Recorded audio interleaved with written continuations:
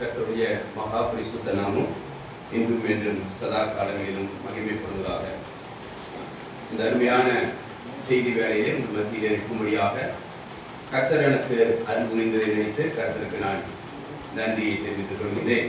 விதமாக ஒரு நல்ல சந்தோஷமான ஒரு நாளிலே, ஓய்வு நாளிலே, மகிழ்ச்சியின் நாளிலே, ஆசீர்வதிக்கப்பட்ட நாளிலே, பரிசுத்த நாளிலே கர்த்தருடைய சமூகத்திலே கூடும்படியாக தேவன் நமக்கு பாராட்டின கிருபையை எண்ணி தேவனுக்கு நாம் கொடானுடைய ஸ்தோத்திரத்தை ஏறெடுப்போம். இந்த நாளிலும் உங்களோடு கூட கர்த்தருடைய வார்த்தையை பகிர்ந்து கொள்ளும்படியாக எனக்கு கிடைத்த இந்த நல்ல நாளுக்காக மீண்டும் கர்த்தருக்கு நான் நன்றி செலுத்துகிறேன். நேற்றைய தினத்திலும் ஜெபத்தை குறித்து நாம் சிந்தித்துக் கொண்டிருந்தோம். அது ஒரு சேலஞ்சாக நேற்று நாம் இங்கிருந்து எடுத்து சென்றிருக்கிறோம். அடுத்த முறை ஜெப கூட்டத்திலே நீங்கள் எந்த காரியத்துக்காக ஜெபித்தீர்களோ அந்த ஜெபத்தை கர்த்தர் நிறைவேற்றினார் என்று சாட்சி சொல்ல வேண்டும் என்று நேற்று நாம் அந்த ஜெபத்தை குறித்து எடுத்தோம். ஏனென்றால் தேவன் ஜெபத்தை கேட்கக்கூடிய தேவன் என்று நாம் ஆணித்தரமாக நேற்று சிந்தித்தோம். அது என்னுடைய வாழ்க்கையிலே நான் அதை எடுத்து உங்களுக்கு சொல்லும்படியான ஒரு நேரமாயிருந்தது. இன்றைய தினத்திலும் நாம் சில சிந்தனைகளை பகிர்ந்து கொள்ளப் போகிறோம். நாம் ரட்சிக்கப்பட்டு எத்தனை வருடமானது என்று கேட்போம்னால் ஒவ்வொருத்தருக்கும் ஒரு வருஷம் இருக்கும். நான் ரட்சிக்கப்பட்டு 40 வருஷம் ஆகுது. அந்த மாதிரி நீங்க நிறைய பேர் ரட்சிக்கப்பட்டு எத்தனை வருஷம் ஆச்சுன்னு உங்களுக்கு எல்லாருக்குமே நன்றாக தெரியும். ஆனா ரட்சிக்கப்பட்ட நாளிலிருந்து இவ்வளவு நாள் ஆகி என்னுடைய வாழ்க்கையில் ஏதாவது மாற்றம் ஏற்பட்டு இருக்கிறதா, அதைத்தான் நீங்க சிந்திக்க போகிறோம் இல்லையா? ரட்சிக்கப்பட்ட நாளிலிருந்து இந்த நாள் வரைக்கும் நம்ம எப்படி இருக்கிறோம்? அப்ப ஒரு வசனத்தை வாசிப்போம். 2 கொரிந்தியர் 5:17-18 முதல் ஆரம்பமாக வாசிப்போம். 2 கொரிந்தியர் 5ஆம் அதிகாரம். இப்படி இருக்க ஒருவன் கிறிஸ்துவுக்குள் இருந்தால் புது சிருஷ்டியாய் இருக்கிறான். பழையவைகள் ஒழிந்து போயின, எல்லாம் புதிதாயின. இவையெல்லாம் தேவனாலே உண்டாயிருக்கிறது. அவர் இயேசு கிறிஸ்துவை கொண்டு நம்மை தம்மோட ஒப்புரவாக்குதலின் ஊழியத்தை எங்களுக்கு ஒப்புக் கொடுத்தார். Okay, thank you sister. இப்படி இருக்க ஒருவன் யாரு? இப்படி இருக்க இந்த சபையெல்லாம் அப்படியே சொல்லப்பட்டிருக்கிறது. இப்படி இருக்க ஒருவன், அதாவது ஒருவன் அல்லது ஒருத்தி கிறிஸ்துவுக்குள் இருந்தால் புது சிருஷ்டியாய் இருக்கிறான். பழையவைகள் எல்லாம் ஒழிந்து போயின, எல்லாம் புதிதாயின. அதுதான் இன்னைக்கு நம்ம பார்க்க போகிறோம். ரட்சிக்கப்பட்ட பிற்பாடு நம்முடைய வாழ்க்கையில் ஏதாவது மாற்றம் இருக்கிறதா? ரட்சிக்கப்பட்ட ஒரு விசுவாசியுடைய வாழ்க்கை எப்படி இருக்கிறது? நாங்க இப்படி இருந்தோம், ரட்சிக்கப்படுறதுக்கு முன்னாடி இப்படி இருந்தோம், ரட்சிக்கப்பட்ட முன்னாடி எப்படி இருக்கிறோம் என்பதை பற்றி இன்னைக்கு சிந்திக்கும். அப்போ ஒருவன் கிறிஸ்துவுக்குள் இருந்தால், அதுதான் ரொம்ப முக்கியம். யாரெல்லாம் கிறிஸ்துவுக்குள் இருக்கிறாங்க? அது கொஞ்சம் யாரெல்லாம் கிறிஸ்துவுக்குள் இருக்கிறோம்? என்றைக்கு நீங்கள் ரட்சிக்கப்பட்டு அவங்களுடைய பாவங்கள் மன்னிக்கப்பட்டு பரிசுத்த ஆவிய தேவன் உங்களுக்குள் வாசம் பண்ண துவங்கினாரோ அந்த நாள் முதல் கொண்டு நீங்க யாரா இருக்கிறீங்க? கிறிஸ்துவுக்குள் புது சிருஷ்டியா மாறிட்டீங்க. இங்கிலீஷ்ல என்ன சொல்லுவாங்க? born again. மறுபடியும் பிறந்த ஒரு விசுவாசி, மறுபடியும் பிறந்த ஒரு சகோதரி அல்லது சகோதரனுடைய வாழ்க்கையிலே கண்டிப்பாக இருக்குங்க ஒரு மாற்றம் இருக்கும், ஒரு உருமாற்றம் இருக்கும். அதைத்தான் இன்னைக்கு நம்ம பார்க்க போகிறோம். அடுத்தபடியாக என்ன ஒரு வசனத்தை வாசிப்போம். எபேசியர் 4 வாசிப்போம். எபேசியர் 4 அதை நம்ம பின்னதாக வாசிப்போம். விசுவாசியுடைய வாழ்க்கையிலே ரட்சிக்கப்படும் போது அவர் பழைய மனுஷன் ஒழிந்து போகிறான், இப்பொழுது புதிய மனுஷனாக ஒரு புதிதாக பிறந்த குழந்தையை போல நாம் இருக்கின்றோம். அப்படி இருக்கின்ற வேளையிலே நம்முடைய வாழ்க்கையிலே சில முக்கியமான காரியங்களை இன்றைக்கு நாம் சிந்திக்க போகிறோம். எபேசியருடைய நிருபத்திற்கு கடந்து வருவோம். எபேசியர் 4ஆம் அதிகாரத்திற்கு நாம் கடந்து வருவோம். அங்கே நான் சில வசனங்களை வாசிக்க விரும்புகிறேன். எபேசியர் 4ஆம் அதிகாரத்தினுடைய 20ஆம் வசனம் முதல் நான் வாசிக்கிறேன். நீங்களோ இவ்விதமாய் கிறிஸ்துவை கற்றுக்கொள்ளவில்லை. இயேசுவினிடத்தில் உள்ள சத்தியத்தின்படியே நீங்கள் அவரிடத்தில் கேட்டறிந்து அவரால் போதிக்கப்பட்டீர்களே, அந்தபடி முந்தின நடக்கைக்குரிய மோசம் போக்கும் இச்சைகளினாலே கெட்டு போகிற பழைய மனுஷனை நீங்கள் களைத்து போட்டு உங்கள் உள்ளத்திலே புதிதான ஆவியுள்ளவர்களாகி மெய்யான நீதியிலும் பரிசுத்தத்திலும் தேவனுடைய சாயலாக சிருஷ்டிக்கப்பட்ட புதிய மனுஷனை தரித்துக் கொள்ளுங்கள். அன்றியும் நாம் ஒருவருக்கு ஒருவர். அப்ப ரட்சிக்கப்பட்ட தேவனுடைய பிள்ளைகள் குறித்து தான் இப்ப சொல்றாங்க.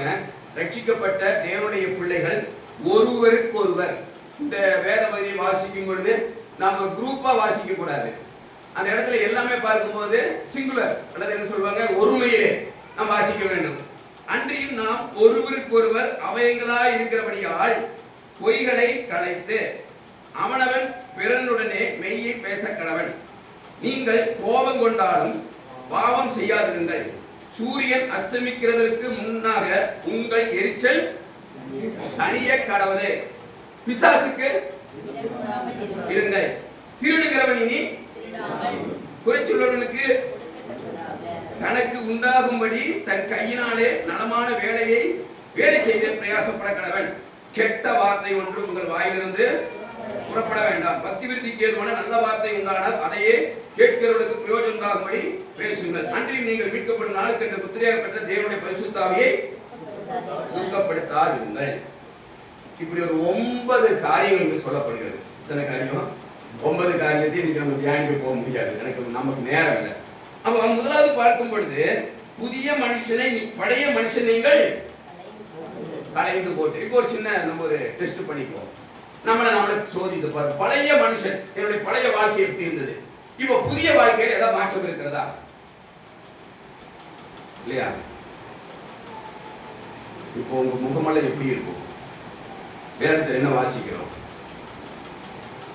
நம்முடைய முகம் எப்படி இருக்கும்? எப்படி வாசிக்கிறோம்? தேவதூதன் முகம் போல இருக்குமாமா. அப்ப சிஸ்டர்ஸ் முகம் எப்படி இருக்கும்? ஏஞ்சல் முகம் மாதிரி இருக்கும். தேவதூதன் முகம் போல இருந்தது. யாருடைய முகம்? யாருடைய முகம் வேதத்தில் வாசிக்கிறோம்? ஸ்தேவானுடைய முகம். ஸ்தேவான் எப்போது என்ன பண்ணிட்டு இருந்தார்? சாப்பிட்டு இருந்தாரா? ஸ்தேவான் இல்ல தூங்கிட்டு இருந்தாரா? இல்ல சந்தோஷமா இருந்தாரு? என்ன நடந்தது? கல்லெடுத்து அடிக்கிறாங்க. 100 பேர் ஒரு ஆளை கல்லெடுத்து அடிச்சா நீங்க சிந்திச்சு பார்த்துக்கிறீங்களா? உங்க கையில எல்லா கையிலும் கல். இப்ப கிட்டத்தட்ட ஒரு 100 பேர் இருப்பீங்க. 100 பேர் இருப்பீங்க. 100 பேருமே கல்லை கொடுத்து என்ன அடிக்க சொன்னா எனக்கு அடி விழுமா விழுகாதா? ஒரு இடம் மிச்சம் இருக்காரு. அது இப்போ பாய்ஸ் ரொம்ப ஃபாஸ்ட் அடிப்பாங்க. ரோலிங் பாய் எல்லாம் படிச்சிருக்காங்க இல்லையா? அன்னைக்கு அது ஒரு குற்றம் செய்தவங்களுக்கு கல்லால் அறிந்து கொள்வார்கள். யூதர்கள் கல்லால் அறிந்து கொள்வார்கள் இல்லைங்களா? கிரேக்கர்கள் சிங்கத்தை விட்டு கொள்வார்கள். அப்ப யூதர்கள் சிலுவையிலே கொள்வார்கள். இதுதான் அந்த பழைய நாட்கள். அப்போ அவருடைய முகம் எப்படி இருந்தது? தேவதூதன் முகம் போல் இருந்தது. அப்போ ஒருவேளை பாடுகள் வழியாக, கஷ்டங்கள் வழியாக, துக்கத்தின் வழியாக நீங்க சபைக்கு கடந்து வந்தாலும் கர்த்தருடைய சமூகத்தில் வரும்போது நம்முடைய முகம் எப்படி இருக்கும்? ஏஞ்சல் மாதிரி இருக்கும். பேர் மட்டும் நிறைய ஏஞ்சல் வச்சிருப்பாங்க இல்லையா? நிறைய பேர். அவர் முகம் எப்படி இருக்கணும்? ஏஞ்சல். அதுதான் புதிய சிருஷ்டி. அப்ப புதிய சிருஷ்டிக்கு இங்க என்ன சொல்லப்படுகிறது என்றால், எபேசியர் நிருபத்தில் வாசிக்கும் போது இது யாருக்கு சொல்லப்பட்டது? சபையாருக்கு சொல்லப்பட்டது. நீங்களே வாசிக்கும் போது என்ன வாசிப்போம்? இதெல்லாம் எனக்கு சொல்லலீங்க, இதெல்லாம் அவிசுவாசிகளுக்கு சொல்லப்பட்டது. எப்பவுமே ஒரு வசனத்தை எடுக்கும் பொழுது அல்லது ஒரு உபதேசத்தை எடுக்கும் பொழுது உடனே நம்ம என்ன சொல்றோம்? இதெல்லாம் எங்களுக்கு இல்லைங்க, இதெல்லாம் யாருக்கு சொல்லி கொடுக்கிறது? இதெல்லாம் அவிசுவாசி. ஆனா இங்க வேதம் சொல்லுகிறது மறுரூபமாக்கப்பட்ட தேவனுடைய பிள்ளைகளுக்கு சொல்லப்பட்ட சத்தியம். மெய்யான நீதியிலும் பரிசுத்தத்திலும் தேவனுடைய சாயலாக சிருஷ்டிக்கப்பட்ட புதிய மனுஷனை நம்ம தரித்திருக்கிறோம். இந்த புதிய மனுஷனை தரித்த உடனே ஒரு சில காரியங்களை தியானிக்க போறோம். முதலாவது நம்ம என்ன பார்க்கிறோம் என்று பார்க்கும்போது பொய்யை களைத்து.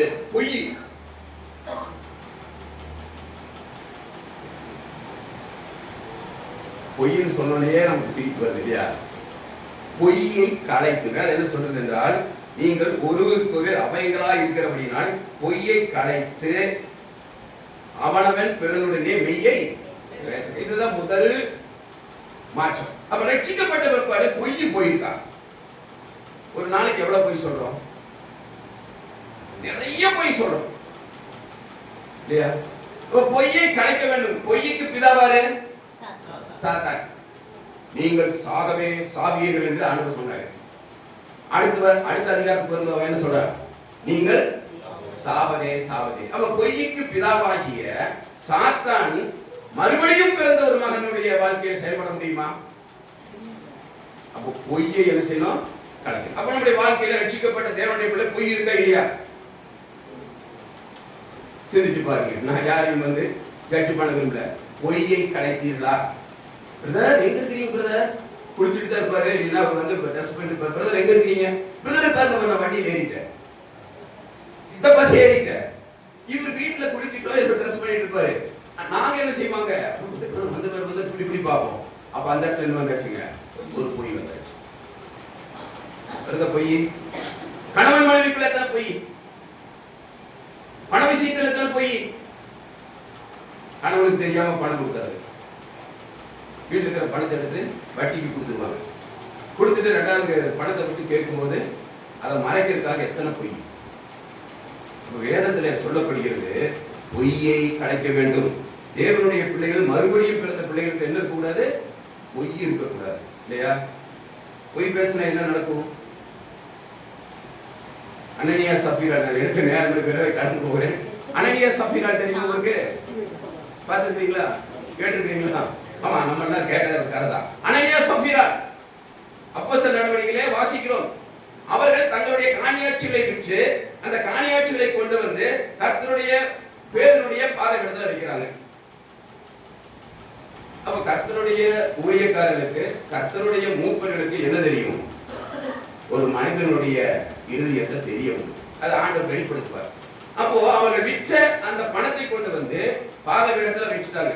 யார் முதல்ல வச்சது? அனனியா கொண்டு வச்சுட்டாரு, இல்லைங்களா? அனனியா வீட்டுக்காரர் கொண்டு வந்து இவ்வளவு தான் நாங்க பணத்தை வித்துட்டோம். நாங்க அப்படியா, இவ்வளவுதான் இருக்கீங்களா? ஆமாங்க, இவ்வளவு தான் வித்தோம். உடனே என்னாச்சு அவருக்கு? அந்த வேத வாசியத்தை வாசிக்கும் போது ஒரு வேதத்தை வாசிப்போம். அப்போஸ்தலர் நடவடிக்கை கடந்து வருவோம். அப்போஸ்தலர் 5ஆம் அதிகாரத்தை கடந்து வருவோம். நான் வாசிக்கிறேன், நேரம் இல்லாதனால விரைவாக கடந்து செல்கிறேன். தன் மனைவி அறிய அவன் கிரயத்திலே ஒரு பங்கை வஞ்சித்து வைத்து ஒரு பங்கை கொண்டு வந்து அப்போஸ்தலருடைய பாதத்திலே வைத்தான். பேதுரு அவனை நோக்கி, அனனியாவே, நிலத்தின் கிரயத்தில் ஒரு பங்கை வஞ்சித்து வைத்து பரிசுத்த ஆவியினிடத்தில் பொய் சொல்லும்படி சாத்தான் உன் இருதயத்தை நிரப்பியது என்ன? அப்ப பொய்க்கு பிதாவாகிய சாத்தான் எங்க வருவான்? எங்க வருவான்? குடும்பத்துல வருவான். குடும்பத்துல கணவன் மனைவிக்குள்ளே வந்தாச்சு. இப்ப இவங்க பொய் பேசுறதுக்கு கணவனும் மனைவி நைட்ல உட்கார்ந்து பிளான் பண்றாங்க. நாளைக்கு காலையில சர்ச்சில் கொண்டு போய் இந்த காணிக்கையை கொடுக்கணும், இல்லை இதை கொண்டு கொடுக்கணும்.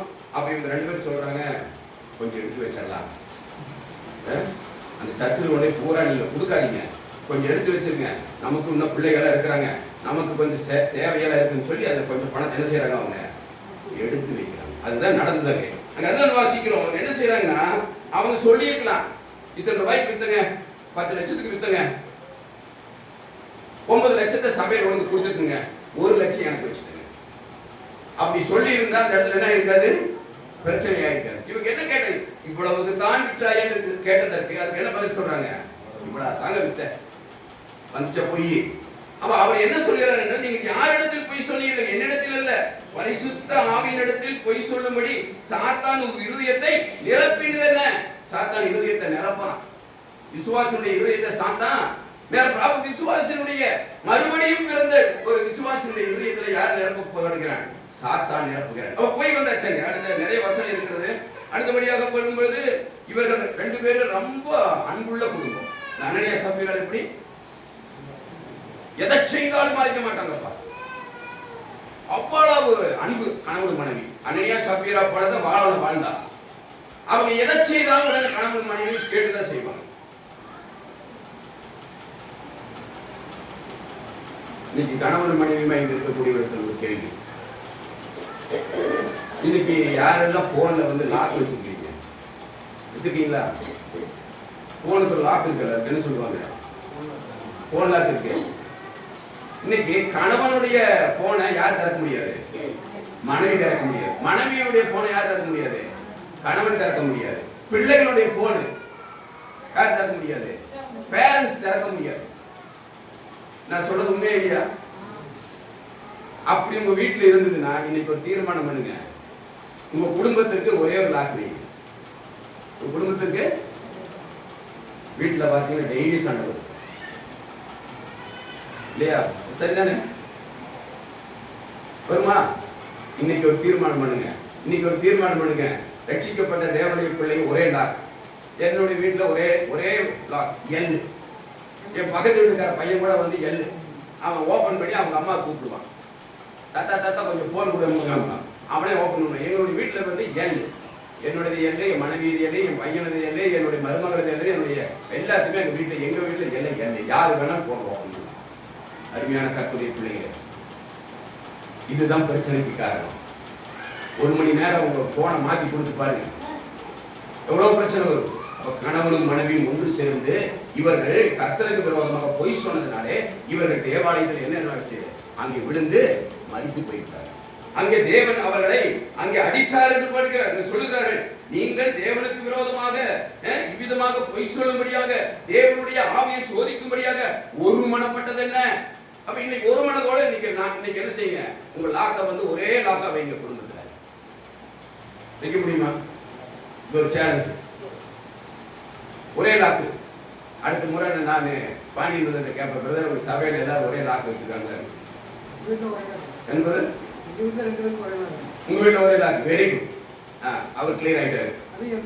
எழுதானா? ஓகே, ரொம்ப சந்தோஷம். அப்படி நீங்க செய்து பாருங்க. இதெல்லாம் வந்து ஒரு பிராக்டிகல். இன்னைக்கு வந்து பிராக்டிகல் கிளாஸ் தான், இது ஒரு தியரி கிளாஸ் அல்ல. நம்முடைய வாழ்க்கையில நம்முடைய குடும்பத்துல சந்தோஷம், சமாதானம், மகிழ்ச்சி வர வேண்டும் என்றால் இந்த மாதிரி காரியங்களை ஒவ்வொன்றா செய்து பாருங்க. ஓகே, இன்றைக்கு பொய் சொல்லக்கூடாது. இப்ப பொய்யின் எடுக்க காரியத்தை கொடுத்து பார்க்கும் பொழுது மறுபடியும் பிறந்தவருடைய வாழ்க்கையில் என்ன வரக்கூடாது, பொய் சொல்ல. நம்ம தமிழ்நாட்டில் என்ன சொல்லுவாங்க, பொய் பேசணுங்கிறாங்க. 1000 பொய் சொல்லியாவது ஒரு கல்யாணத்தை பண்ணிடு. நம்ம ஆளு 1000 சொல்லுவாங்க, அதுக்கு மேலே சொல்லுவாங்க. அப்ப கர்த்தருடைய பிள்ளைகளுடைய வாழ்க்கையில எபேசியர்ல வாசிக்கும் போது நாம் ஒருவருக்கொருவர் அவயங்களா இருக்கும்போது அவயம் எங்க தொடங்குது? அவயம் வீட்டில் தொடங்குது. நீங்கள் இருவரும் ஒரே மாம்சமாக இருக்கிறீர்கள். அப்ப கணவனும் மனைவிக்குள்ள என்ன வரக்கூடாது, பொய் வரக்கூடாது, ஒரு மறைவு வரக்கூடாது. பண விஷயமா இருந்தாலும் சரி, உங்களுடைய எல்லா விதத்து மேக்சிமம் வீட்டுல சண்டை எதுக்கு வரும்? பணத்தினால்தான் வரும். பணம் தான் பேசிக் சண்டை காரணம். அந்த பணத்துல ஏன்னா வேதம் சொல்லி இருக்குது. அதனால பண விஷயத்துல ஒருவருக்கு நீங்க மனந்திருந்து பேசுங்கள், மனந்திருந்து கர்த்தருடைய வசனத்தை பகிர்ந்து கொள்ளுங்கள். பொய் மட்டும் என்ன செய்யாதீங்க. கணவன் மனைவி நீங்கள் என்ன ஒரே சரீரமாக இருக்கிறீர்கள். பைபிள் சொல்லுது, சரீரத்துக்கு விரோதமா பொய் சொல்ல முடியுமா? இந்த கண்ணு வந்து மூக்குக்கு விரோதமா பொய் சொல்ல முடியுமா? வாய்க்கு விரோதமா காது சொல்ல முடியுமா? காது வலிக்குதுன்னா வாய் என்ன சொல்லணும்? காது வலிக்குதுன்னு சொல்லுது. காது வலினா நாக்கு சொல்லி இல்ல கை வலிக்குன்னு சொல்லுமா? ஒரே அவயம். 2வது அவயம் எங்க வருது? சபைக்குள்ள வரும். சபைக்குள்ள நம்ம எப்படி இருக்கிறோம்? ஒரே அவயமா இருக்கிறோம். கிறிஸ்து நம்முடைய தலையா இருக்கிற அவயம் நம்ம எல்லாம். அப்ப சபைக்குள்ள என்ன வரக்கூடாது? பொய் வரக்கூடாது. அப்ப புதிதாக ரட்சிக்கப்பட்ட தேவனுடைய பிள்ளையுடைய வாழ்க்கையிலே பொய் ஒருபோதும் கடந்து வரக்கூடாது. 2வதாக விரைவாக எடுத்து சொல்கிறேன். ரொம்ப டைம் எடுத்துட்டு கையை உயர்த்தி காமிச்சிங்கன்னா போதும். நீங்க கை மேல தூக்கிட்டீங்கன்னா நான் நாற்பது. Okay okay. அடுத்து 2வது பார்க்கிறோம் பொய்யை. நீங்கள் கோபம் கொண்டாலும், 2வது வந்து கோபம். நீங்கள் கோபம் கொண்டாலும் பாவம் செய்யாதீர்கள். சூரியன் அஸ்தமிக்கிறதுக்கு முன்னதாக உங்களுக்கு எரிச்சல் தனியே கடவுது. கோபம். நீங்க வேதத்துல என்ன வாசிக்கிறோம்? நீங்கள் கோபம் கொண்டாலும். அப்ப என்ன செய்யலாம்? கோபம் கொள்ளலாம். கோபம் கொள்ளாம இருக்க முடியாது. கோபம் வேணும், அது ஒரு குணம். ஆனா இந்த கோபம் கொண்டாலும் நீங்க என்ன செய்யக்கூடாது? பாவம் செய்யாதீர்கள். பாவம் செய்யாதீர்கள். ஏனென்றால் இந்த கோபமானது என்னத்தை உண்டாக்கும்? பாவத்தை உண்டாக்கும். யாருக்கு முதல் எரிச்சல் வந்தது? காயின் செய்யலாம். தன் தம்பி மேல எரிச்சல் கொண்டான். எரிச்சல் வந்த உடனே அடுத்து என்ன வந்தது? கோபம் வந்தது. இந்த கோபத்தினால் என்ன செய்தான்? தன்னுடைய தம்பியை கொலை செய்தான். அப்ப கோபத்தினால் என்ன வரலாம்? பாவம் வரும். பாவத்துக்கு பின்னதாக மரணம் வரும். அப்ப கோபம் வந்து மிகவும் எச்சரிக்கையாக இருக்க வேண்டிய ஒரு காரியமாக நீதிமொழிகளை வாசிக்கிறோம். நீதி 30:33. நீதிமொழிகள் 30:33. பாலை கடைதல் வெண்ணையை பிறப்பிக்கும், மூக்கை பிசைதல் இரத்தத்தை பிறப்பிக்கும், அப்படியே கோபத்தை கிண்டி விடுதல் சண்டையை பிறப்பிக்கும். ஒரு அருமையான வேத வசனம் இது. 30:33 இல்லைங்களா? என்ன வாசிக்கிறோம்? கோபத்தை கிண்டி விடுதல் சண்டையை பிறப்பிக்கும்.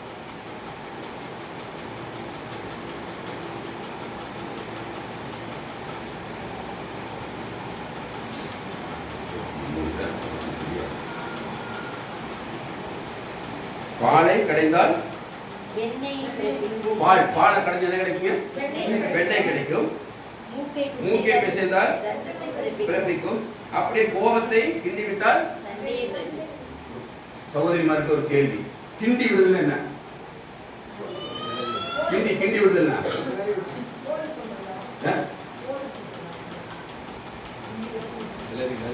கிளறி விடுறது. பாப்பா பாப்பா வீட்டுல போய் இன்னைக்கு வந்து இந்த கிண்டி விடுதல் என்ன பைபிள்ல வசனத்தை வச்சு சொல்லுங்க. அதாவது வெண்ணெய் என்ன செய்யறோம்?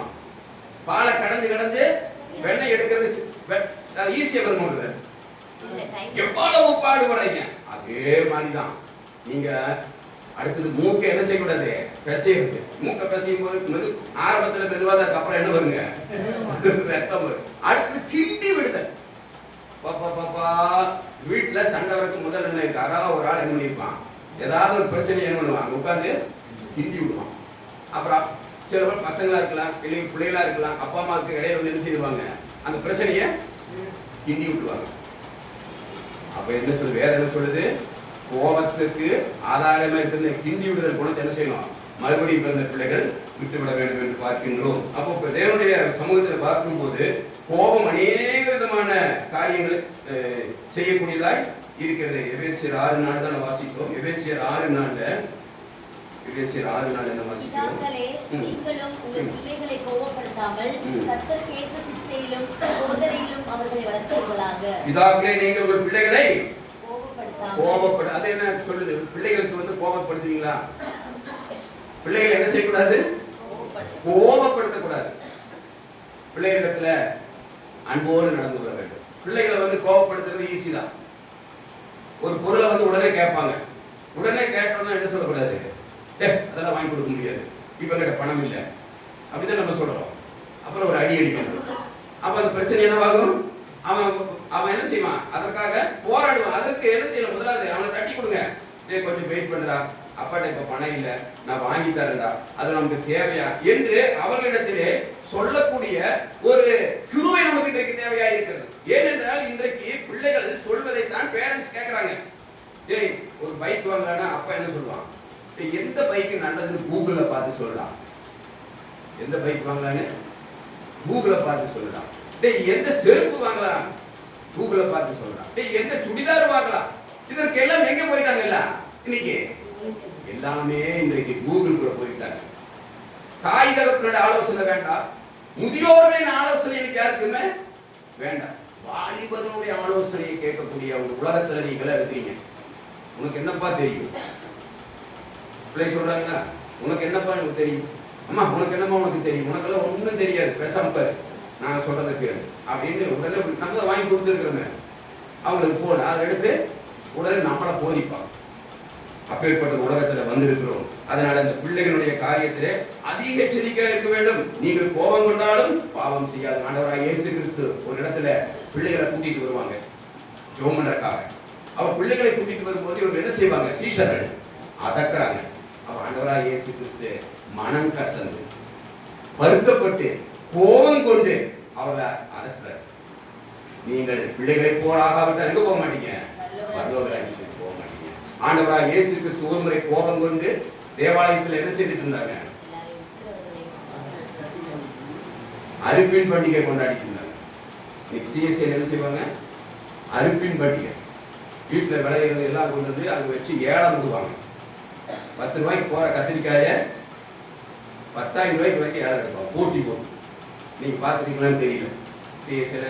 அப்போ அந்த மாதிரி செய்யக்கூடிய சபையிலே நடந்த போது அவருடைய ஆண்டவர் என்ன செய்தார்கள்? அவர்களுடைய மேஜைகளை தள்ளிவிட்டு, அவர்களுடைய அந்த விற்பனை பொருட்களை தள்ளிவிட்டு, அந்த இடத்துல கந்துவட்டிக்காரன் வந்திருக்கிறான். வாசிக்கிறோமா? பைபிள வாசிக்க. கந்துவட்டிக்காரன் அன்னைக்கு இருக்கிறான். அவனுடைய மேசையை எரிசிற ஆண்டவரே. அப்ப கோபம் எங்க வரணும்? வர வேண்டிய இடத்துல வரணும்.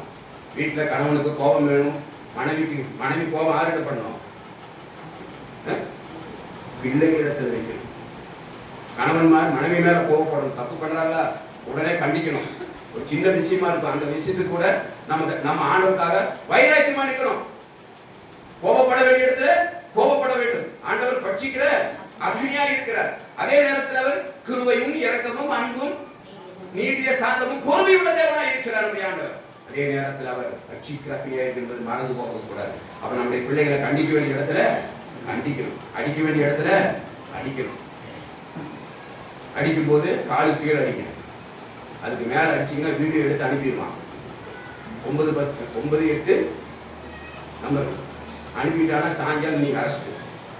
அதெல்லாம் அடிங்க, காலு கீழே பிள்ளைகள் அடிங்க. இன்னைக்கு பிறந்துனா என்னன்னு தெரியல. வீடுகளில் எங்க வீட்டுல எல்லாம் பிறந்து ஒரு சைடு இருக்கும், இன்னொரு சைடு கயிறு வச்சிருப்பாங்க. எழுத்து சேர்ந்த கயிறை ஒரு சைடு வச்சிருப்பாரு, ஒரு சைடு பிறந்து வச்சிருப்பாங்க. அப்பா கண்டு ஸ்கூல்ல வாதியாரு கயிறு காணாம போன பெரம்பெடுத்துவாரு, பெரம்பு காணாம போனாம கயிறு எங்க தொடைக்கு கீழே எப்பவுமே காயம் இருக்கு. அப்படிதான் எங்களை வளர்த்துனது. அதனாலதான் சொல்லிக்கிறோம். அருமையான கர்த்தருடைய பிள்ளைகளே, கோபம் கொண்டாலும் பாவம் செய்யாதீர்கள். தயவு செய்து கோபத்தை வீட்டில் என்ன செய்யாதீங்க, கிண்டி விடாதீங்க. தயவு செய்து இனி இந்த நாள் ஒரு தீர்மானம் எடுப்போம். நான் இனிமேல் கோபத்திற்கு கிண்டி விடக்கூடிய நான் இருக்க மாட்டேன்னு சொல்லி தீர்மானம் எடுப்போம். யோனாவுக்கு கோபம் வந்தது. வேற நிறைய கோபக்கார பார்க்க முடியும். யோனாவுக்கு கோபம் வந்தது. யோனாவுடைய கோபம் என்னன்னா, ஆண்டவர் வந்து கிருபையும் இரக்கமும் அன்பும் நீடிய சமம் உள்ள ஆண்டவர், நான் போய் பிரசங்கம் பண்ணி நீங்க எல்லாமே அழிஞ்சு போவீர்கள், நீவேப்பட்டிருந்தாருல அழிஞ்சிருப்பீங்க என்று சொல்லி யோனா பிரசங்கம் பண்ணார். யோனா பிரசங்கம் பண்ணிட்டு திரும்பி வந்த உடனே அவங்க என்ன செய்தாங்க, அவங்க உபவாசம் இருந்து தன்னுடைய பாவங்களை அறிக்கிட்டு மனம் திரும்பின போது ஆண்டவர் இறக்க ஆரம்பிச்சிட்டார். இனி நான் இந்த நீவே பட்டணத்தை அழிக்க மாட்டேன்னு சொல்லிட்டார். யாருக்கு கோபம் வந்தது? யோனா கோபம். யோனாக்கு என்ன கோபம்? நான் தான் போய் பிரசங்கம் பண்ணிட்டு வந்தேன், அழிப்பீங்கன்னு சொல்லி. இப்ப மனம் மாறிட்டீங்களே என்று சொல்லி யோனாவுக்கு கோபம். இந்த கோபம் நம்ம வீட்டுல இருக்கு. நான் சொல்லிட்டேன், அவன் செய்ய மாட்டேங்கிறார், நான் சொல்லி நடக்கலையே என்று சொல்லி அப்பேற்பட்ட கோபம் இன்னைக்கு குடும்பத்துல இருக்கு. நான் சொன்னது நடக்கணும், அது நன்மையோ தீமையோ, அப்படிதான் யோனாவின் கோபம். அந்த மாதிரி கோபம் நம்முடைய வாழ்க்கையில வரக்கூடாது. கர்த்தருடைய கரங்கள் இதை கொடுத்து இரண்டாவது மூன்றாவது பார்க்கும் பொழுது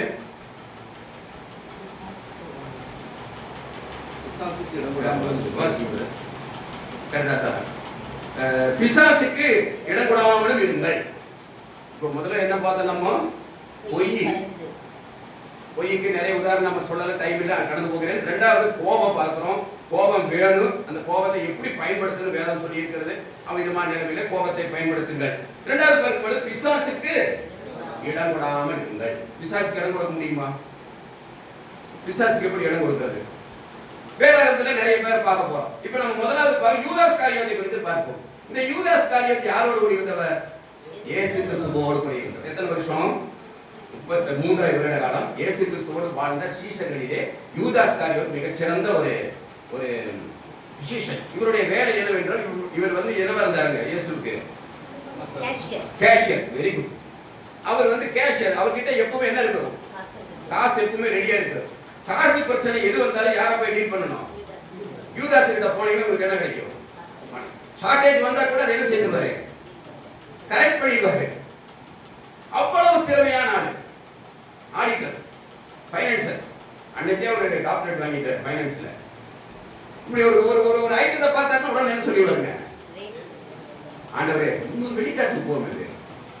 அல்ல சில பேர் நிறைய பேர் இருக்கீங்க வியாபாரம் செய்யறவங்க, ஒரு பொருளை கையில கொடுத்தாலும் அதனுடைய வேல்யூவை சொல்லிடுவாங்க. அப்படி சொல்ற ஆண்டவர் 300 வெள்ளிக்காசு இப்போ விட்டு யார் கொடுக்கலாம்? தரித்திரம் கொடுக்கல. யார் சொல்லுது? யூதாஸ். இவ்வளவு டேலண்டான ஆளு யூதாஸ். ஆனா இந்த யூதாஸுக்கு மேல அவர் என்ன செய்தாரு? பணம் பணம் பணம் பணம் சொல்லி பணத்துக்கு அடிமை. அப்படியானால் அவருடைய வாழ்க்கையிலே நடந்த ஒரு காரியத்தை நாம் வாசிப்போம். லூக்கா 22க்கு கடந்து வருவோம். லூக்கா 22, லூக்காவின் புஸ்தகம் 22ஆம் அதிகாரத்தில் 1-2-3 வாசிக்கின்றேன். பஸ்கா எண்ணப்பட்ட புளிப்பில்லாத அப்ப பண்டிகை சமீபமாயிற்று. அப்பொழுது பிரதான ஆசாரியரும் வேதபாரகரும் அவரை கொலை செய்யும்படி யோசித்து ஜனங்களுக்கு பயப்பட்டபடினாலே எவ்விதமாய் அப்படி செய்யலாம் என்று வகை தேடினார்கள். அப்பொழுது இப்போ இயேசு கிறிஸ்துவை கொலை செய்ய வேண்டும் என்று வகை தேடுறாங்க. இயேசு கிறிஸ்துவை பிடிக்கணும் என்று அல்ல, இயேசு கிறிஸ்துவை கொலை செய்ய வேண்டும் என்று வகை தேடிக் கொண்டிருக்கிறார்கள்.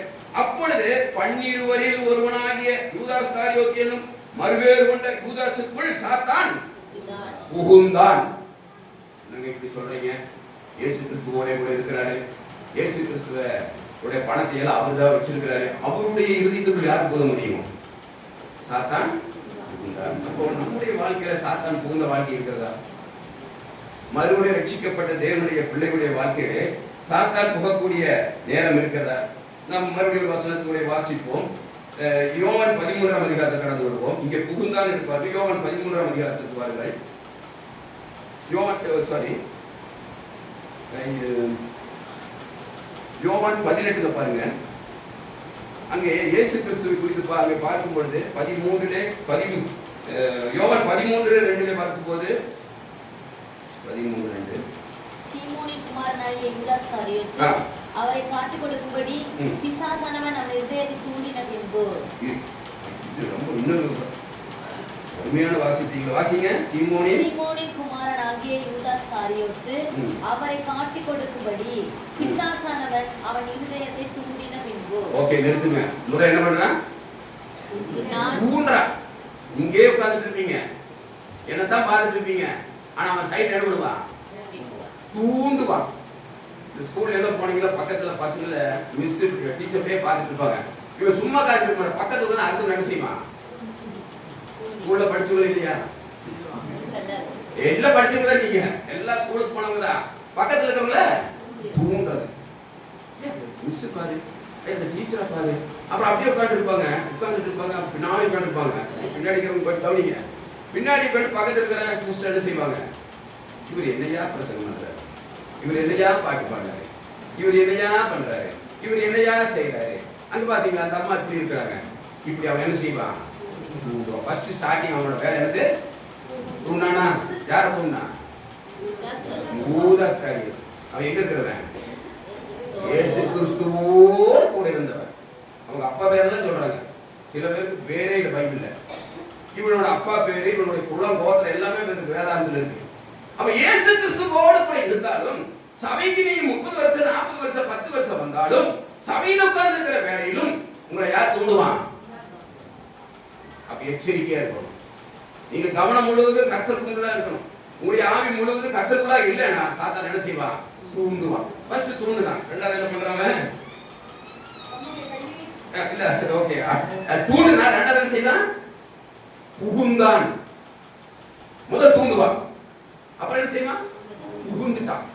புகுந்தா முடிஞ்சதா கதை பாருங்க. அவன் என்ன செய்றான் பாருங்க.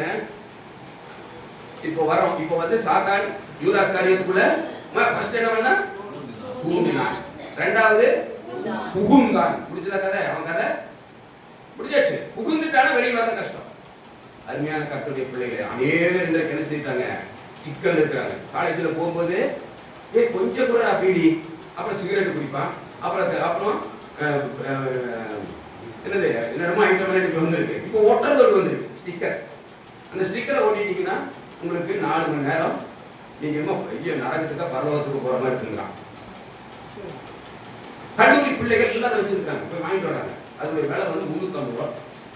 அது எங்க யூஸ் பண்ணாங்க? எனக்கு யூஸ் பண்ணாங்க. எங்க யூஸ் பண்ணாங்கன்னா, எனக்கு வந்து இந்த ஹார்ட் ஆபரேஷன் பண்ணி முடிச்சப்போ வலி வராமல் இருக்கிறதுக்கு எனக்கு ஒட்டி கொடுத்தாங்க. அது வழி இல்லை.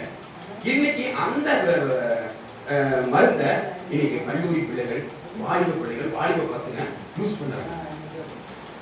அப்ப அவன் எடுத்தோட யூஸ் பண்ணிருப்பானா? கொஞ்சம் கொஞ்சமா பாவத்தை என்ன செய்யறான்? முதல் தூண்டுவான். ஃப்ரெண்டு வாலிப பிள்ளைகள் கம்மிதான். முதல் தூண்டுவாங்கள பாவத்தை செய்யறதுக்கு முதல் என்ன செய்வான்? தூண்டுவான். பக்கத்துல போயிட்டு இருப்பான். இப்ப இருக்கிறான், பக்கத்திலே தான் இருக்கிறான், உங்களை தூண்டிக்கொண்டு தான் இருக்கிறான். அநேக காரியங்களை அவன் தூண்டுவான். ரெண்டாவது என்ன செய்வாங்க?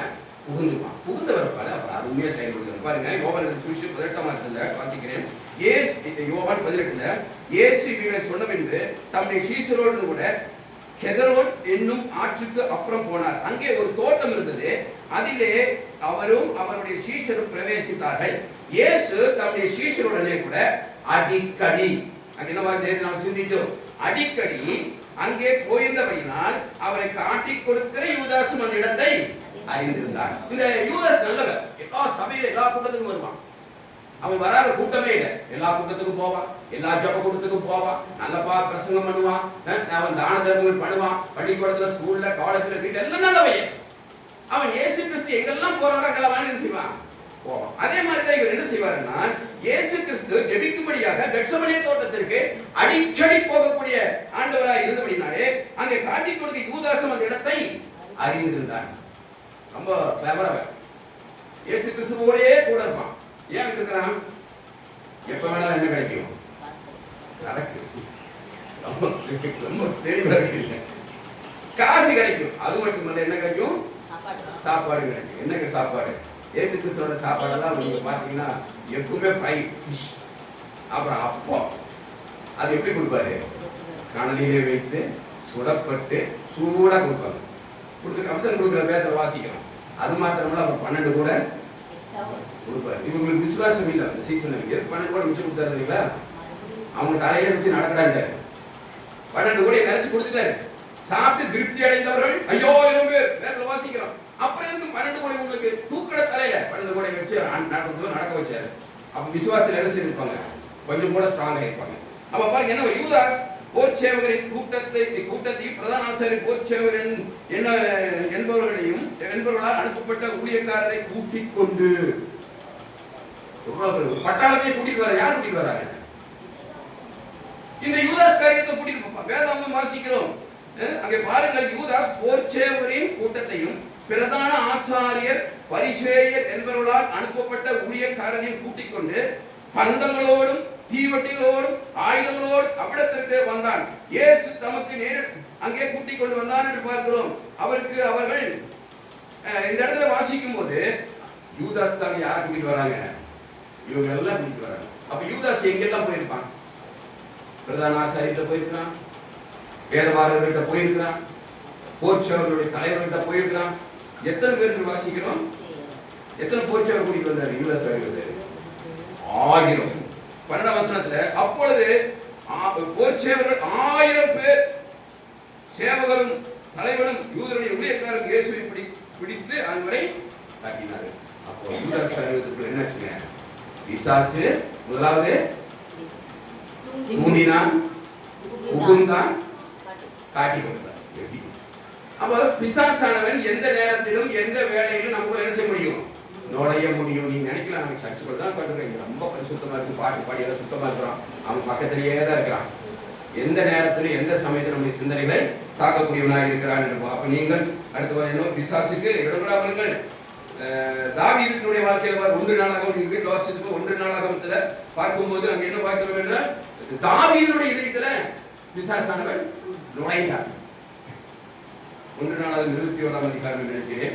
அங்கே தாவீதுடைய வாழ்க்கையில யார் நுழைந்தா? பிசாசு நுழைந்தார். நம்ம என்ன செய்யறோம்? தாவீதுடைய சங்கீதம், தாவீதுடைய வாழ்க்கை, தாவீதுடைய காரியங்கள் எல்லாம் வாசிக்கிறோம். தன் இருதயத்திற்கு எல்லாம் நம்ம ஆண்டவருடைய பிள்ளைகள், இருதயத்துக்கு ஏற்ற பிள்ளைகள். ஆனால் சாத்தா என்ன செய்வானுங்க? நம்முடைய இருதயத்திலேயே நுழையலாம். நுழையும் போது அதற்கு பின்னதாக என்ன ஆகும்? மிகப்பெரிய ஆகும். அதுக்கு கர்த்தருடைய பிள்ளைகள் நம்ம என்ன செய்ய வேண்டும்? பிசாசுக்கு இடம் போடாதீங்க. இல்லையா? முயலுடைய கதை தெரியும். முயல் குழிக்குள்ள நரி போன கதை நமக்கு தெரியுமில்லைங்க. அந்த பனிப்பு பிரதேசத்துல குழி முசல் இருக்கு. அதாவது பனி முயல், அது முயல் என்ன செய்யணும்? அந்த பனி கட்டிக்குள்ள போய் ஓட்ட போட்டு அதுக்குள்ள என்ன செய்ய? அது குடி இருக்கும். அப்ப அதே இடத்துல இந்த நரிகள் இருக்கும். அந்த இடத்துல நரிகள், அந்த நரி என்ன செய்யும்? ஒரு முறை என்ன செய்யுதாமா, அந்த பூனையினுடைய அந்த முயலுடைய கூட்டுக்குள்ள போய் முதல் வாழை போய் காட்டிச்சாங்க. வாழை காட்டி கொஞ்சம் இடம் கொடுத்து என்ன செய்யற? உள்ள உட்காந்துக்கிற இந்த நரி சொல்லிச்சு. அப்படியா? வாழ் தானே சேர்த்து வந்து அப்புறம் பனி பெய்ய ஆரம்பிச்சு. அப்புறம் வாழ் 2 காலை என்ன செய்ச்சு உள்ள. அப்போ முயல் ரொம்ப நெருக்கி போயிட்டு இருந்தது. கொஞ்ச நேரம் என்னாச்சு? இந்த நரி முழுவதுமா உள்ள போச்சு. உள்ள போய் கொஞ்ச நேரம் ஆனாலும் பசி எடுத்தது. பசி எடுத்தோன்னா அது அந்த நரி என்ன செய்யுங்க? முயலை இதுதான் முதலாவது நம்ம என்ன செய்யறோம்? கொஞ்சம் இடம் கொடுத்தோம். அடுத்தது கொஞ்சம் கொஞ்சமா குறைந்து கடைசி என்னாச்சுங்க? அந்த முயலையே அது நரிக்கிட்டு. அதனால கர்த்தருடைய பிள்ளைகளாக நாம் பிசாசுக்கு இடம் கொடுக்காமல் வாழ கர்த்தர் கிருபை செய்வாராக. ஒரு உதாரணத்தை கூட நான் சொல்ல விரும்புகிறேன். பிசாசு என்று சொன்னது ரொம்ப சந்தோஷமா இருப்பாங்க. பிரசங்கம் இல்லையா? ஓ அப்படின்னு நான் கேட்கிறாருமா. இந்த பிசாசு ரட்சணிய பயணம் என்று சொல்லக்கூடிய ஒரு புஸ்தகம் நீங்க படித்திருக்கிறேன். ஜான் பனியனுடைய புஸ்தகம். அந்த புஸ்தகத்திலே அவர் பிரயாணமாய் போய் கொண்டிருக்கிறார். இந்த உலக வாழ்க்கையிலே, இந்த பாலைவன வாழ்க்கையிலே, துக்க வாழ்க்கையிலே, கண்ணீர் வாழ்க்கையிலே, வேதனையான வாழ்க்கையில சொல்லி அதை வர்ணிக்கிறார். இப்படி போயிட்டே இருக்கிறாங்க. போகும்போது அங்க பாத்தீங்கன்னா 2 சிங்கம் நிக்குது. எப்படி நிக்குது? 2 சிங்கம், பெரிய சிங்கம். அது வசனம் என்ன இருக்குது? விசுவாசமானவர் ஒரு சிங்கம் சிங்கத்தை போல எவர்களை கொடுக்கலாம் என்று பகை தேடி சுற்றி திரிகிறான் வேற வசனம் சொல்லுது. அந்த இடத்துல இவர் போறாரு. போகும்போது பார்த்தா 2 சிங்கம், பெரிய சிங்கம். அதை கடந்தா ஒரு என்ன சொல்றாரு, மோட்ச பிரயாணத்துக்கு போக முடியும். அப்போ அந்த இடத்துல போன உடனே சிங்கம் எல்லாம் பாயுது கடிக்கிறது. ஆனா அந்த தேவதாசன் சொல்றாரு, கவலைப்பட, போ மகனேங்கிறாரு. அப்ப அந்த வழியா போறாரு. கடந்து போகும்போது பார்க்கும்போது இந்த 2 சிங்கங்கள் என்ன பண்ணிருக்குது, கட்டப்பட்டு. 2 சிங்கங்களும் கட்டப்பட்டு. நம்ம சிங்கம் வருது, சிங்கம் வருது சொல்லி பயந்துக்கிறோம். ஆனா கர்த்தர் என்ன செஞ்சாரு, அந்த சிங்கத்தை அடிக்கடி போட்டார். பிசாசை தன்னுடைய சிலுவை மரணத்தினாலே ஜெயித்தார். அந்த ஜெயித்த இயேசு கிறிஸ்து இன்று நம்ம மத்தியில் இருக்கிறார், நம்மோடு கூட இருக்கிறார். அவன் கட்டப்பட்டவனாய் இருக்கிறான், அவன் வஞ்சகனாய் இருக்கிறான், அவன் பொய்க்கு பிதாவாய் இருக்கிறான். அவனுடைய இடத்திற்கு அவனுக்கு என்ன செய்யக்கூடாதுங்க, இடம் கொடுக்கக்கூடாது. உண்மையான கர்த்தருடைய பிள்ளையே, ஒரு முறை நாங்க ஒரு கார் வாங்கறதுக்காக ஒரு மாதிரி ஷோரூமுக்கு போனோம். ஷோரூமுக்கு போன உடனே காரெல்லாம் வாங்கி முடிச்ச உடனே அங்க பாத்தீங்கன்னா ஒருத்தர் வராரு. 4 எலுமிச்சம்பழம், ஒரு மாலை, ஒரு தட்டு, அந்த தட்டுல கொஞ்சம் விபூதி, அந்த விபூதிக்கு மேல கற்பூரம், ஒரு விளக்கு வச்சுட்டு வர்றாரு. வந்து சொன்னாரு, உங்க காருக்கு நாங்க பூஜை போட்டுறோம், நீங்க எங்களுக்கு அவரை பரவாயில்ல அந்த ஷோரூம்ல வச்சிருக்கிறாங்க அந்த பூசாரி. அவர் வராரு, இல்லை ரெடியா நிற்கிறாரு காருக்கு.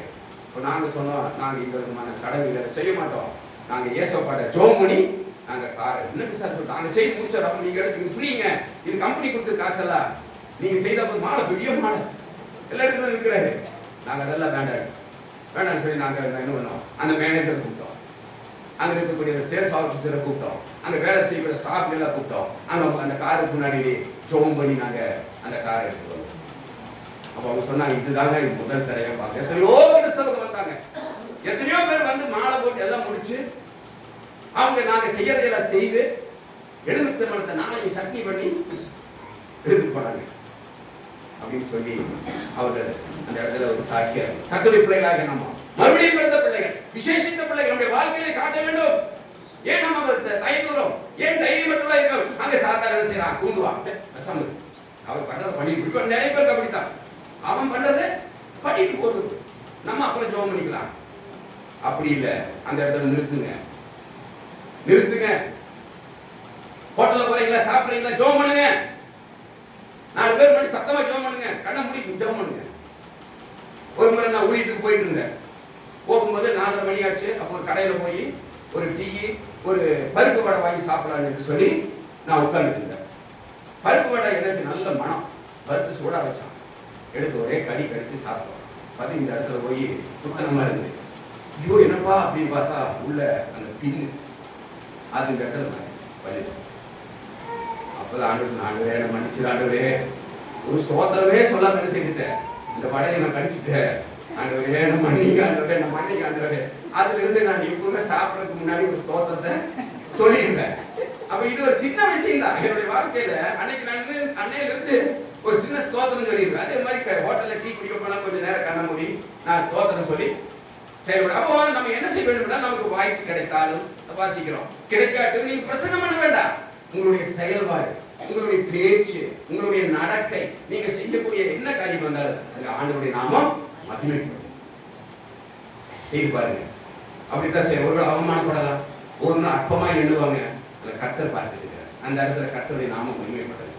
இன்னைக்கு அந்த அந்த மாதிரி ஷோரூம் இருக்கிற பிள்ளைங்க போன் பண்ணுவாங்க, விசாரிப்பாங்க. நாங்க அவங்க விசாரிப்போம். அப்ப என்ன ஒரு நினைச்சுக்கிட்டாங்க, எந்த சமயம் இப்படி வேணாலும் ஆண்டவரை பிரசங்கம் பண்ணித்தான் நம்ம செய்யணும் இல்லை, நம்முடைய வாழ்க்கையை என்ன செய்யலாம், ஒரு மறுபடியும் பிறந்த வாழ்க்கையை அநேக காரியங்கள் சொல்ல முடியும். நேரம் கடலை விட்டது என்னோட செய்தி நிறைவு செய்ய விரும்புகிறேன்.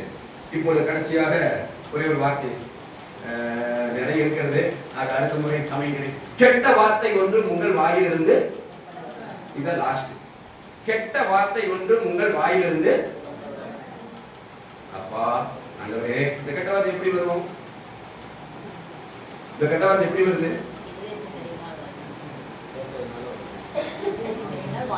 நாக்கு. பைபிள்ல யாக்கோபுல இருக்கும் 3ஆம் அதிகாரத்தை நீங்க கண்டிப்பா வாசித்து பாருங்க. இந்த நாக்கு இருக்கிற எங்க வீட்டுல எங்க அம்மாவுக்கு அல்லது எங்க வீட்டுல என்ன சொல்லுவாங்க, ஐயோ வேலை செய்து கை வலிக்குது, ஐயோ நடந்து கால் வலிக்குது, ஐயோ டிவி பார்த்து கண்ணு வலிக்குது, செல்போன் பார்த்து கண்ணு வலிக்குது, தலை வலிக்குது. யாராவது ஊருக்கு 2 மணி நேரம் பேசி நாக்கு வலிக்குதுன்னு சொல்லியிருக்காங்க. சொல்லியிருக்காங்க. கூட எது சிரிக்கிறீங்க? சொல்லவே மாட்டாங்க. இப்ப நானே கிட்டத்தட்ட இப்போ 40 நிமிஷம் மேல திரும்புறது கால் வலிக்குன்னு சொல்லலாம். இந்த நாக்கு மாத்திரம் இருந்தது வழி இல்லாத ஒன்று. ரெண்டாவது இதுக்கு எத்தனை காவல்காரர்கள்? 32 காவல்காரர்கள், 2 கதவு இல்லையா? இத்தனையும் போட்டு லாக் பண்ணி வச்சிருந்தாலும் வீட்டுக்குள்ள சண்டை எப்படி தொடங்கும்? வா பிரதர் போய் அந்த ரூம் இருப்பாரு, இந்த கிச்சன் பேசிட்டே இருப்பாங்க பாருங்க. 1 மணி நேரம் 2 மணி நேரம் கிச்சனுக்குள்ள அவங்க பேசுறாரா, புருஷன் கேட்கறானா கேட்கலையா, அதெல்லாம் கணக்கு இவங்க பேசிட்டே இருப்பாங்க. பேசுறீங்களா? பரவாயில்ல, நீங்க பேசாதனால ஆசிரியக்கப்பட்டவங்க. நிறைய வீடுகள்ல பேசி பேசி கடைசி என்ன ஆகும்? மிகப்பெரிய ஒரு யுத்தம் உண்டாகும். அதனால கர்த்தர் என்ன சொல்லுகிறார்? ஒரு வாயிலிருந்து கெட்ட வார்த்தைகள் வராமல் நல்ல வார்த்தை இருந்தால் அதையே பேசுங்க. ரைட் சைடு இன்னொன்று என்ன பார்க்கிறோம்? நல்ல வார்த்தை பொன் தரட்டில் வைத்த வாசிக்கிறோம். நீதிமொழிகள் வருது,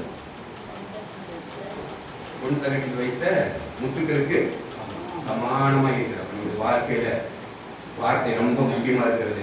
ஒரு ஒரு ஒரு கப்பலை இயக்கக்கூடியது வார்த்தையை. வேதாந்தத்தில் வாசிக்கும் போது அந்த ஒரு வசனத்தை நான் வாசித்தேன், அது மிகவும் என்னை தொட்டது. அதாவது சொல் தவறாதவனா இருந்தான், சொல் தவறாதவனா இருந்தால் அவன் பூரண புருஷன். சொல்லு சொன்னான், சில பேர் சொல்ல நான் சொன்னா சொன்னதுதான். அதனாலதான் வீட்டிலேயே சண்டை. நான் சொன்னா நீங்க கேட்கணும், வீட்டுக்காரர் கேட்கணும். வீட்டுக்காரர் கேட்கலீங்க இவங்க பூர்ண புருஷியாயிருவாங்க. அப்ப வேதம் என்ன சொல்லுதுன்னா, சொல் தவறாதவனா இருக்கிறவன் பூரண புருஷனா இருக்கிறான். நம்முடைய வாழ்க்கையில கர்த்தருடைய சமூகத்தில் நம்ம அர்ப்பணிப்போம். என்னுடைய செய்தியை நிறைவு செய்வதற்கு முன்னதாக அருமையான சகோதரனே சகோதரியே, இந்த வேத வசனங்கள் உங்களுக்கு மட்டுமல்ல, இது என்னுடைய வாழ்க்கையிலே ஆண்டவர் என்னோடு பேசினார். இன்னும் அநேக காரியங்கள் இருக்க நேரம் இல்லை. என்னோடு ஆண்டவர் பேசின இந்த செய்தியை தான் இன்றைக்கு உங்க மத்தியில வந்து நான் பகிர்ந்து கொள்கிறேன். ஆண்டவர் என்னுடைய வாழ்க்கையில ஆண்டவரே ரட்சிக்கப்பட்டு 40 வருடம் ஆகுது. என்னுடைய வாழ்க்கையினாலே பரலோக ராஜ்யம் சந்தோஷப்பட்டதா? பரலோகத்தில் சில ஆத்துமாக்களை நான் ஆதாயப்படுத்தி இருந்தால் பரலோகத்திலே தூதர்கள் மத்தியில் மிகுந்த சந்தோஷம் உண்டாகும் என்று சொன்ன தேவனே, ரட்சிக்கப்பட்டு இத்தனை வருடம் ஆகிவிட்டதே. ஆண்டவரே என் மூலமாக சில ஆத்துமாக்கள் பரலோகத்திலே சேர்க்கப்பட்டிருக்கிறதா? ஆண்டவரே என்னுடைய வாயிலே எவ்வளவு பொய்யை நான் பேசக்கூடியவனாக இருக்கிறேன். ஆண்டவரே இன்றைக்கு காலையிலே எங்களுக்கு தந்த வேத வசனத்திற்காக ஸ்தோத்திரம். பரியாசக்காரனோடு உட்காராதே என்று சொல்லியதை கர்த்தாவே, எவ்வளவு நாங்கள் பரியாசக்காரர்கள் போல கூடியிருந்து என்னுடைய வாய் வார்த்தையினாலே ஆண்டவரே உமக்கு விரோதமாய் நாங்கள் பேசி இருக்கிறோமே. ஆண்டவரே பொய் வார்த்தைகள் எங்களை விடுதலை செய்யும். ஆண்டவரே என்னுடைய வாழ்க்கையில கோபத்தை எங்களை விட்டு மாற்றும் அப்பா. ஆண்டவரே என்னுடைய கோபம் எவ்வளவு முன் கோபமாய் இருக்கிறதப்பா. ஒரு வார்த்தைக்கு நாங்கள் 100 வார்த்தை பேசுகிறோமே தகப்பனே. அப்பா என்னுடைய வாழ்க்கையிலிருந்து ஆண்டவரே இந்த கோபத்தை எடுத்து போடுங்க தகப்பனே. அப்பா இந்த மாம்சத்திலும் ஆண்டவரே ரத்தத்திலும் இருக்கும் வரைக்கும் இந்த ஜென்ம சுபாவம் எங்களை மேற்கொள்கிறது தகப்பனே. இந்த ஜென்ம சுபாவத்தை எங்களால் ஆண்டவரை மேற்கொள்ள முடியவில்லையே ஆண்டவரே. ஆண்டவரே கோபத்திலிருந்து எங்களை விடுதலையா? எத்தனை விதமான கோபங்கள் வேதாகமத்தில் நாங்கள் கற்றுக்கொள்ள முடியாது. இந்த கோபத்திலிருந்து எங்களை விடுதலை செய்யும் தகப்பனே. அப்பா பிசாசுக்கு இடப்படாமல் எங்களை காத்துக்கொள்ளும் தகப்பனே. ஆண்டவரே என்னுடைய வாழ்க்கையில எங்களை காத்துக்கொள்ளும். என்னுடைய வீட்டுல தனிமையா இருக்கும் போது, அல்லது என் நண்பர்களோடு போகும்போது, பஸ்ல போகும்போது, அயலகத்தாரோடு பேசும்போது, ஆண்டவரே நாங்கள் சாத்தானுக்கு இடம் கொடுக்காதவன் ஆண்டவரே எங்களை காத்துக்கொள்ள வேண்டும். ஆட்சிக்கும் யூதாசுடைய வாழ்க்கையில ஆண்டவரோடு கூட நெருங்கி இருந்த யூதாஸ் அப்பா, 12 சீஷர் ஒருவன் என்று அழைக்கப்பட்ட யூதாஸ் காரியத்தை தகப்பனே, பண தேவைகள் எல்லாம் வரும் பொழுது ஆண்டவரே உடைய சீஷர்களுக்கும் உமக்கும் பண உதவிகள் செய்து நல்ல காரியங்களை செய்யக்கூடிய ஒரு அருமையான யூதாஸா இருந்தார். ஆண்டவரே அந்த அருமையான தேவனோடு கூட இணைந்திருக்கக்கூடிய சீஷர்கள் ஒருவன் யூதாஸ் காரியத்தினோடு கூட ஆண்டவரே இதோ சாத்தான் தூண்டி விட்டான் என்று பார்க்கிறோம். அவன் புகுந்தான் என்று பார்த்தோமே தகப்பனே. உங்களுடைய வாழ்க்கையில் ஆண்டவரே எத்தனையோ உங்களுடைய சாத்தானுக்கு நாங்கள் இடம் கொடுத்து விட்டோம் அப்பா. ஆண்டவரே நாங்கள் பரிசுத்த ஆவியானவர் அநேகரை துக்கப்படுத்தி வாழ்ந்து விட்டோம் ஆவே. ஆண்டவரே இந்த நாளில் ஒரு தீர்மானம் இருக்கிறோம். ஆண்டவரே சமூகத்தில் எங்களை அர்ப்பணிக்கிறோம் ஐயா. பலவீனமான நாங்கள் ஐயா, சோர்வுள்ள நாங்கள் ஐயா, சாத்தானுக்கு இடம் கொடுக்காதவன் ஆண்டவரே எங்களை காத்துக்கொள்ளும்படியாக கிருபை செய்வேன் என்றார். அதுபோல வாயின் வார்த்தைகளுடைய கரங்களில் ஒப்படைக்கிறோம்.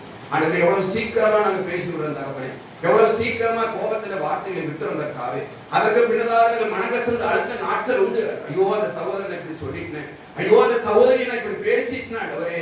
ஆண்டவரே அவங்க இருதயம் எவ்வளவு வேதனைப்படும் தகப்பனே. அப்பா நான் ஈட்டியை போல ஆண்டவரே பசுமரத்துல பாய்ந்த ஆண்டவரே அந்த மரத்தை வெட்டுவதை போல அந்த சகோதரி வார்த்தையினாலே நான் வெட்டினேன் தகப்பனே. ஆண்டவரே என்னுடைய வாய் எவ்வளவு நாக்கானது எவ்வளவு தீயை கொடுத்திருக்கிறது. குடும்பத்திலே தீயை வைத்திருக்கிறேன் ஆண்டவரே, சபையிலே தீயை வைத்திருக்கிறேன், நான் வேலை செய்யும் இடத்திலே இந்த நாக்கினாலே தீயை வைத்திருக்கிறேன். தகப்பனே என்று கர்த்தருடைய சமூகத்திலே நம்முடைய நாக்கை அர்ப்பணிப்போம், நம்முடைய கோபத்தை அர்ப்பணிப்போம், நம்மை முற்றிலுமாய் கர்த்தருடைய சமூகத்தில் இன்றைக்கு நாம் அர்ப்பணிப்போம். நான் என்னுடைய வார்த்தையை கூட மத்தியில நிறைவு செய்ய விரும்புகிறேன். ஆண்டவர் என்னோடு பேசினார். சில வேளையிலே நான் கோபப்பட்டு வார்த்தைகளை பேசும்போது அடுத்த நிமிடமே ஆண்டவர் என்னோடு பேசுவார்.